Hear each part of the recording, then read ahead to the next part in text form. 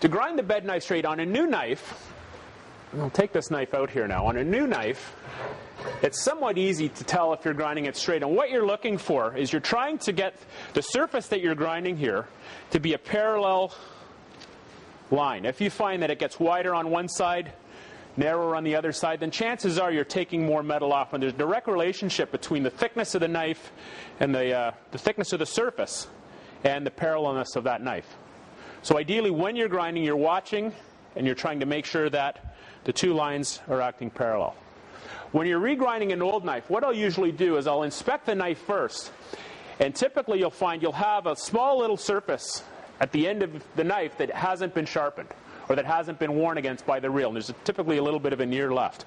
Watch those. Make sure they're very, very similar. If you find that you have a very large ear on one side and no ear on the other side, chances are that mower has been misadjusted through its life.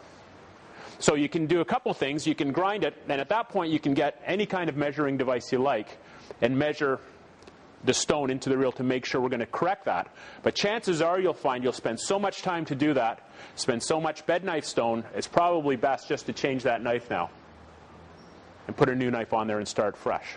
But to make sure we're grinding even, number one, watch what you've sharpened. Make sure that as you finish you have an even, parallel, sharpened surface there, machine surface.